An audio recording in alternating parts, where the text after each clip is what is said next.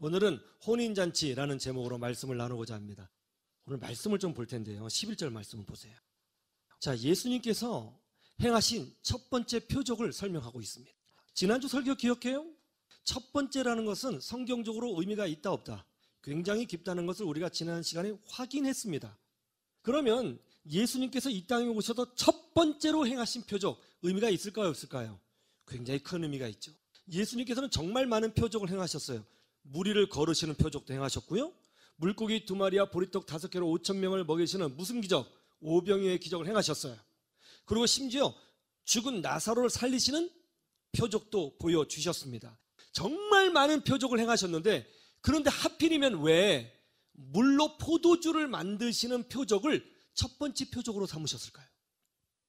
정말 큰 사건, 큰 표적들이 많은데 그 많은 표적 중에서 왜 하필이면 물로 포도주를 만드시는 표적을 첫 번째 표적으로 우리 주님께서 정하셨느냐 말이에요. 그 이유가 뭔지 한번 생각해 보기를 원합니다. 왜 첫 번째 표적으로 행하셨는가? 왜 하필이면 혼인잔치에서 포도주를 만드시는 사건을 예수님의 첫 번째 표적으로 삼으셨냐 이거예요. 그 이유는 예수님의 때와 관련이 있습니다. 우리 4절 말씀을 보세요. 예수님이 육신의 어머니인 마리아와 제자들과 함께 가나라고 하는 지역에서 열리는 혼인잔치에 참석하셨습니다. 그런데 중간에 포도주가 떨어진 거예요. 왜냐하면 유대인들의 혼인잔치는 보통 7일 동안 합니다. 충분한 음식과 포도주를 갖추고 있어야 해요. 근데 중간에 포도주가 떨어졌으니 이 잔치가 지속되기 어렵게 된 거예요. 아주 큰 낭패가 생긴 겁니다. 당황스러운 일이 발생한 것이죠. 그때 예수님의 육신의 어머니인 마리아가 예수님께 와서 이런 말을 하죠. 얘야, 저 사람들에게 지금 포도주가 없다고 하는구나. 네가 좀 어떻게 좀 해봐라. 아마도 마리아는 예수님에게 어떤 특별한 능력이 있다는 것을 알았던 것 같아요. 그래서 예수님에게 이렇게 말을 한 거죠. 그러자 놀랍게도 예수님께서 마리아의 요청을 단칼에 거부하십니다. 그것도 어떻게 거부했어요? 어머니라고 하지 않고 뭐라고 불렀어요? 여자여라고 불렀어요. 그런데 거부하시는 이유가 뭐냐면 내 때가 아직 이르지 아니하였다고 말씀하시는 거예요. 왜 예수님은 육신의 어머니 마리아의 부탁을 거절하셨을까요? 그것은 이거예요. 원래 예수님은 이 가나 혼인잔치에 오셔서 물로 포도주를 만드실 작정이셨습니다. 원래 그렇게 하시려고 하셨어요. 그런데 정말 포도주가 떨어졌거든요. 그런데 중간에 마리아가 나선 거죠. 야, 좀 어떻게 좀 해봐라. 이때 예수님은 원래 물로 포도주를 만드시려고 하셨고 이것은 하나님의 뜻을 드러내는 공적인 사역이었습니다. 그런데 중간에 마리아가 나서게 된 거죠. 이때 마리아가 말했을 때 예수님이 물로 포도주를 만들었으면 누구의 말을 듣고 만든 것이 돼요? 이거는 지극히 사적인 문제가 되는 거예요. 그래서 예수님이 자릅니다. 이것이 나와 무슨 상관이 있나이까? 사적인 거 아니라는 거예요. 이거는 내가 알아서 내 때에 알아서 한다는 거예요. 그렇게 말을 한 후에 몇 시간이 지났는지는 모르겠습니다. 꽤 시간이 지났을 거예요. 그런 후에 예수님께서 갑자기 물을 떠서 항아리 아귀까지 채우라고 명령하십니다. 그러자 사인들이 물을 갖다 채웠어요. 그러고 나서 물을 떠서 연회장에게 갖다 줘라. 그 잔치를 주관하는 장에게 갖다 줘라 했던 거죠. 연회장이 먹었더니 굉장히 좋은 포도주라는 거죠. 깜짝 놀랐죠. 그래서 이 혼인잔치가 낭패를 당하지 않고 그 기쁨과 그 잔치가 지속하게 되었다 하는 것이 오늘 본문의 내용입니다. 근데 여기서 중요한 것이 뭐냐면 예수님께서 마리아의 부탁을 거절하시고 물로 포도주를 만드실 때 내 때라는 것을 강조하셨어요. 왜 예수님은 내 때를 강조하시면서 물로 포도주를 만드시는 첫 번째 표적을 행하셨을까요? 요한복음에서는 이 때가 굉장히 중요해요. 때. 아시겠죠? 굉장히 중요합니다. 한번 살펴볼까요? 요한복음 7장 6절. 자, 여기서 내 때라는 단어가 또 나와요, 안 나와요? 분명히 나오죠. 예수님께서 말씀을 선포하시자 사람들이 엄청 큰 은혜를 받습니다. 거기에 더하여 예수님께서 엄청난 기적을 보여주시는 거예요. 그러자 사람들이 웅성거리기 시작합니다. 그러면서 예수님에게 이렇게 말해요. 아니, 이런 능력을 가지고 있으면서도 왜 갈릴리 총구석에 있느냐? 이런 능력이 있다면 서울로 가라. 뉴욕으로 가라, 국회로 나가라, 예루살렘으로 올라가라, 그렇게 말을 했어요. 그러자 예수님께서 뭐라고 말씀하시냐면 내 때가 아직 이르지 아니하였다, 그렇게 말씀하시는 거예요. 즉 올라가긴 올라가실 거예요. 그러나 때가 있다는 것이죠. 이것을 통해서 우리가 알 수 있는 것이 뭐죠? 예수님은 예수님의 어떤 때를 위하여 사명을 감당하고 계시다는 거예요. 그 때가 중요하다는 것입니다. 7장 30절을 보시죠. 예수님께서 유대인들의 잘못된 신앙을 비판하시고 그들의 잘못된 행동들을 비판하시자 유대인들이 화가 났어요. 그래서 예수님을 잡으려고 했습니다. 그러나 잡지 못했다는 거예요. 왜요? 아직 예수님의 때가 이르지 아니하였기 때문이라는 거예요. 요한복음은 예수님의 때를 중점적으로 강조하고 있습니다. 더 보죠. 요한복음 8장 20절. 이 말씀은 성전에서 가르치실 때에 헌금함 앞에서 하셨으나 잡는 사람이었으니 이는 그의 때가 아직 이르지 아니하였음이러라. 여기도 또 예수님의 때가 이르지 아니하였다고 반복적인 문구를 우리에게 보여주고 있습니다. 사람들이 예수님을 잡지 못합니다. 이유가 뭐예요? 예수님의 때가 아직 이르지 아니하였기 때문이에요. 예수님의 때가 아직 이르지 않았습니다. 그때가 무슨 때일까요? 그런데 갑자기 예수님께서 그의 때가 이르렀다고 선포하기 시작하십니다. 요한복음 12장 23절. 예수께서 대답하여 이르시되 인자가 영광을 얻을 때가 왔도다. 예수님의 때가 왔습니다. 그러면서 무엇을 설명하세요? 내용을 읽어보면 예수님께서 죽음에 관해서 말씀하고 계십니다. 그런 이후에 예수님께서 십자가의 죽음을 앞두고 이렇게 기도하십니다. 요한복음 12장 27절. 아버지여 나를 구원하여 이 때를 면하게 하여 주옵소서. 그러나 내가 이를 위하여 이때에 왔나이다. 이 부분을 보면 마치 겟세마네의 기도가 생각나지 않아요? 이거 무슨 기도입니까? 십자가의 죽음, 십자가의 고난, 십자가의 아픔을 놓고 예수님께서 간절히 기도하는 모습이 보이지 않아요? 그러면서 13장에서 구체적으로 이때가 바로 십자가의 죽음이라는 것을 명확하게 드러내십니다. 13장 1절을 보시죠. 유월절 전에 예수께서 자기가 세상을 떠나 아버지께로 돌아가실 때가 이른 줄 아시고 세상에 있는 자기 사람들을 사랑하시되 끝까지 사랑하시니라. 자, 이제 알겠습니다. 예수님이 말씀하신 그 때가 뭡니까? 그게 뭐예요? 바로 예수님의 십자가의 죽으심이에요.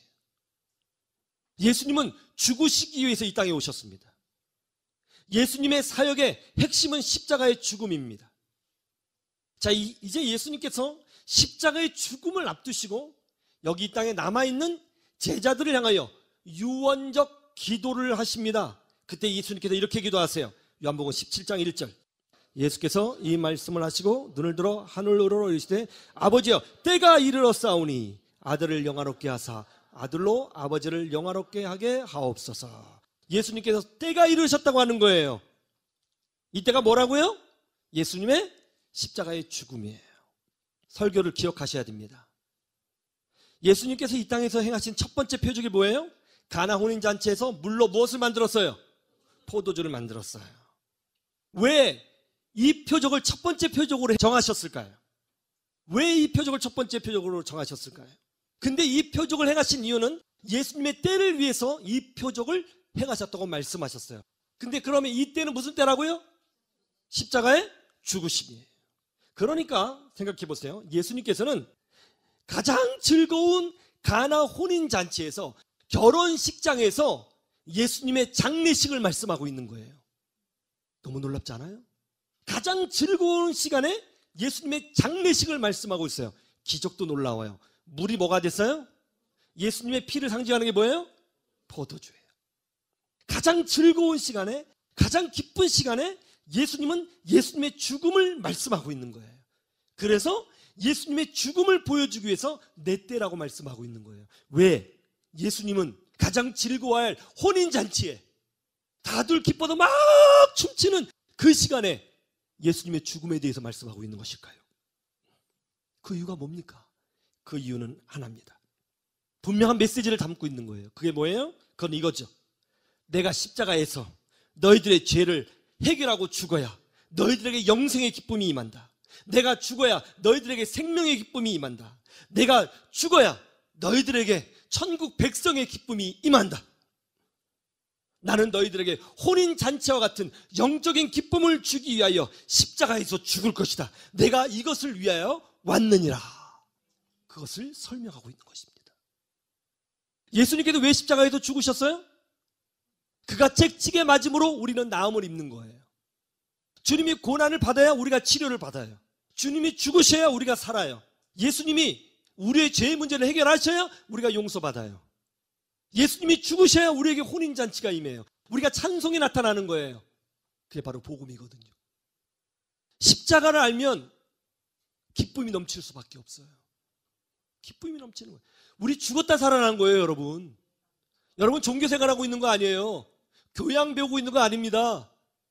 그냥 이 자리에서 왔다리 갔다리 하는 거 아니에요. 여러분, 우리 예수 믿고 구원받은 거예요. 구원이라는 단어가 뭔지 아세요? 어디서부터 구원받았어요? 구원? 어디서 구원받았어요? 죄와 하나가 더 있어요. 심판이에요. 예, 심판. 예수님이 이런 말씀 하셨거든요. 만일 너희 중에 누가 죄를 범하거든 네 눈을 뽑아버려라. 눈 없이 장애인으로 천국 들어가는 게 훨씬 낫다. 거기는 구더기도 죽지 않고 소금이 불에 튀듯이 엄청난 고통이 있을 것이다. 절대로 거기는 가면 안 된다. 만일 너희 중에 누가 죄를 범하거든 팔을 잘라서 버려라. 장애인으로 천국 가는 게 훨씬 낫다. 거기는 절대 가면 안 돼. 예수님이 그렇게 말씀하셨을 정도예요. 느낌이 안 오죠? 아직 살아있으니까. 곧 만나게 될 거예요, 여러분. 그때 가면 여러분 정말 놀랄 겁니다. 우리가 어떻게 천국에 가요? 우리가 어떻게 죄사함을 받아요? 우리가 어떻게 죄의 문제를 해결해요? 어떻게 하나님의 자녀가 돼요? 방법은 하나밖에 없어요. 오직 예수 그리스도의 십자가의 피를 의지하는 거예요. 예수님이 죽으셔야 우리가 살아요. 예수님이 죽으셨기 때문에 우리에게 혼인잔치가 있는 거예요. 기쁨이 있는 거예요. 여러분, 기독교 예배의 독특한 게 뭔지 아세요? 기독교 예배는요, 기쁨의 찬양이 있어요. 그래서 저는 우리 부목사님들에게도 찬양 부를 때 항상 기쁘게 빠르게 부르라고 요구해요. 장성곡처럼 부르지 말고. 왜냐하면 기쁨이 기독교의 핵심이거든요. 왜 예수님이 많은 표적들이 있는데 그 많은 표적들 중에서 물로 포도주를 만드는 표적을 첫 번째 표적으로 삼으셨느냐? 복음의 핵심이 있거든요. 혼인잔치가 멈추면 안 돼요. 예수님이 피를 흘리고 죽으셔야 우리에게 기쁨이 임하는 거예요. 구원의 기쁨, 용서의 기쁨, 사죄의 기쁨, 거듭남의 기쁨, 하나님의 자녀가 되는 기쁨이에요. 그래서 혼인잔치에 그 표적을 첫 번째 표적으로 주신 것입니다. 이것을 통해서 우리가 알 수 있는 것이 있습니다. 하나님은 우리가 기뻐하기를 원하시는 거예요. 그런데 오늘 한국교회 보면 많은 성도들이 기뻐하잖아요. 여러분 기쁘세요? 지금 이 예배 드리는 거 기쁘세요? 기뻐하기를 소망합니다. 한국 기독교인들에게 기쁨이 없어요. 찬양을 불러도 기쁨이 없어요. 이럴 때 있죠? 갑자기 찬양이 지루해질 때, 그때 찬양이 4절까지가 있다는 게 굉장히 힘들지 않습니까? 어떨 땐 말이죠. 예배를 들어도 기쁘지 않아요? 설교를 들어도 기쁘지 않아요? 그런 경우가 많아요. 한국 교인들이 지금 기쁨을 잃어버렸어요. 예배의 기쁨이 없고요, 찬양의 기쁨이 없어요. 왜 그런지 아세요? 한국교회 강대상이 다 철학화되었기 때문이에요.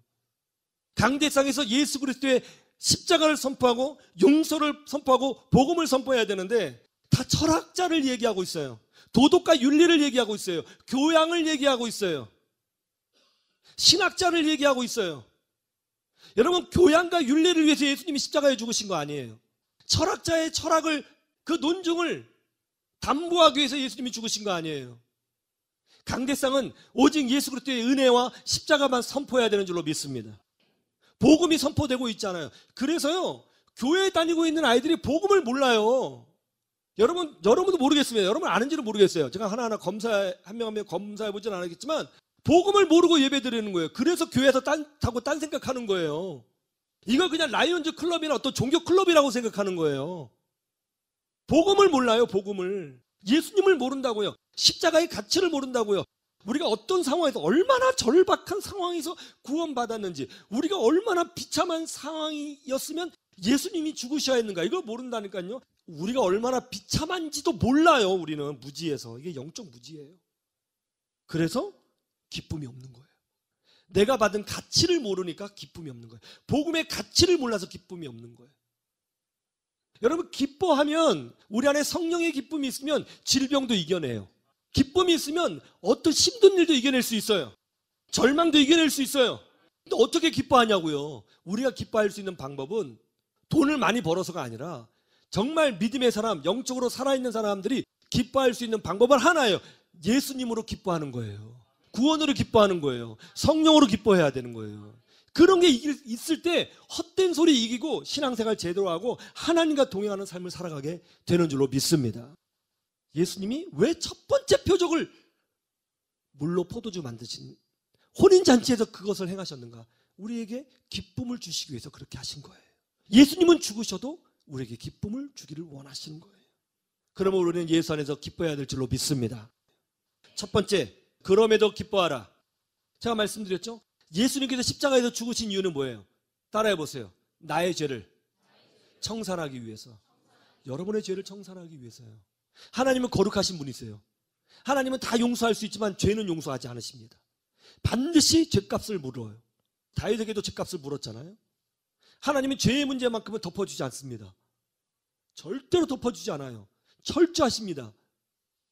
그래서 예수님이 철저하신 하나님의 그 죄값을 물으시는 거기에 대해서 그 죄의 문제를 대신 갚아주려고 신이신 그분이 죽으신 거라고 성경이 증명하고 있는 것이잖아요. 그래서 예수 없이는 구원도 없고 죄사함도 없고 은혜도 없고 하나님의 자녀가 됨도 없고 영생도 없는 거예요. 예수가 없이. 왜냐하면 죄의 문제가 해결이 안 됐기 때문에 그런 거예요.